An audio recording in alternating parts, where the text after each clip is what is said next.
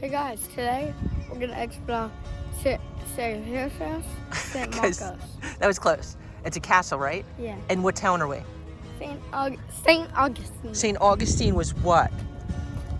Spanish controlled. Right? And English controlled. and English controlled? Yeah. And you know that this fort was the first fort in the United States ever built, right? Yeah. Before the U.S. was the U.S. Yeah. Isn't that crazy? Yeah. Let's check it out. And why is it right on the water? Why is it right on the water? What do you think? For trade. For trade? Yeah. That's important, right? Or for naval stuff. Or just in case they will attack like that, then the Navy could go like and shoot people. With what? Cannons, bullets, anything. Isn't it cool looking?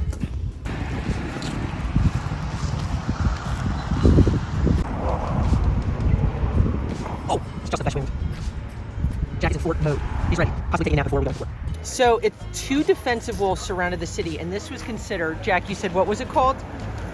The defense wall. The wall of defense, right? So the Spanish were like this. Is that what they would do? Yeah. That's pretty cool, man. Look at that, and it runs. It really actually like enclosed the 2 cities. It's so cool. These are the Americans. Those are the Americans, like the gentleman we And just those are the met. French. And those were the French. Okay, so what we're going across now is what? At the fort. The fort, right? And you know what it says, Jack? That this part right here was the most vulnerable part of the fort entrance. You know why? Because what does it have right there? An opening, right? And it has pigeons. Right. Well, they had a heavy graded gate called portcullis, 2 drawbridges, and the larger drawbridge took 3 soldiers 15 minutes to close it. And when it had that opening, that meant that they could be in danger because it was vulnerable or accessible to the enemy. Look at this view of the water and then the city. What? So this is where the wall would separate. And it would be the jobs of the soldiers to keep their eyes open and make sure that the enemy or the fort itself would not be under attack. And this is a lookout area. Check this out.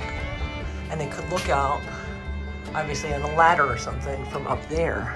And amazing views, but look how small this area is. Crazy. Okay, nobody wanted to be here. This is the hardship post. Okay, so because there's bugs and and hurricanes and pirates, stuff like that. So yeah, this wasn't a fun place to be. How often did they fire the cannon?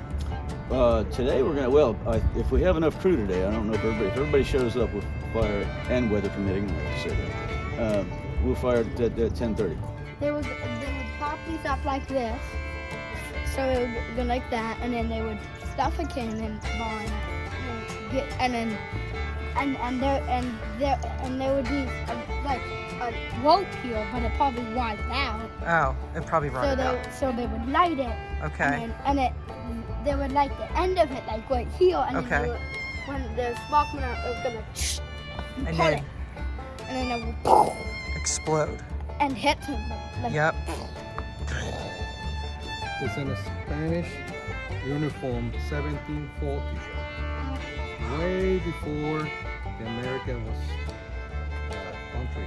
When was America a country, Jack? 1776. 1776, so it was before, right? It was in a Spanish province. Okay, this was a Spanish province right before the United States was established. Mm-hmm. Any other question, my friend? It's the Spanish flag. It's hard to see actually from that angle because it's not super windy. What color is the Spanish flag there? White and red. White and red? Red and Red and white? You see it a little bit better. all white. Is the Spanish flag from then different from today? Yes, It is? I like it. How's it different? But because now the Spanish flag looks like it has red, white, and blue. Oh, okay.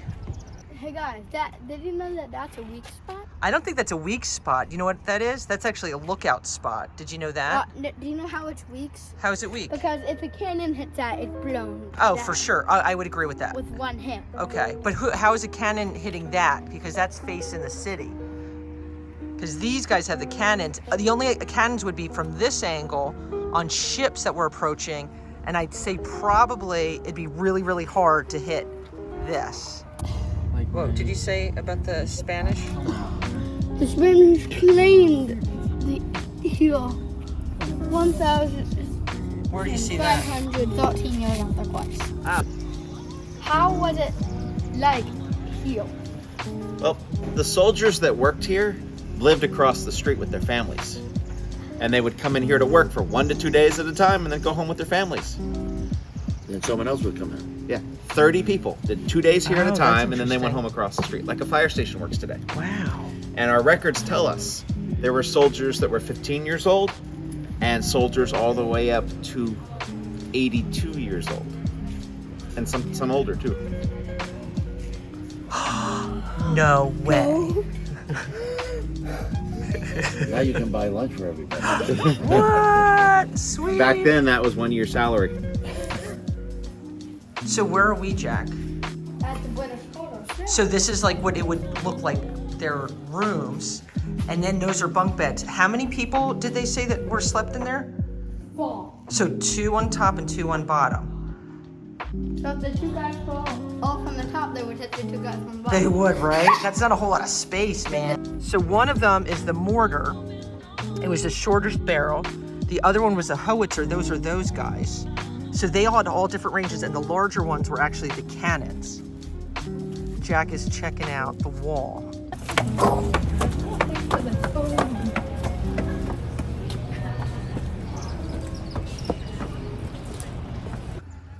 Because that's so cool.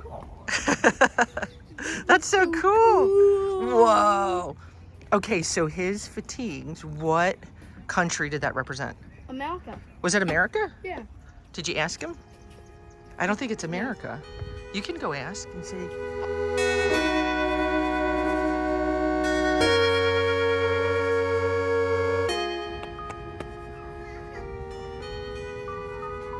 Cannon fire.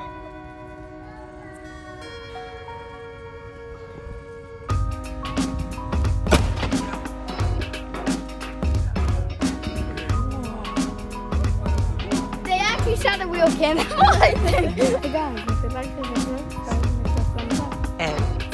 And what do we say? Even we're at the fort, we're at home, we're anywhere around the world or our state. Adventures out there. And Awesome. awesome. Have a great day, guys.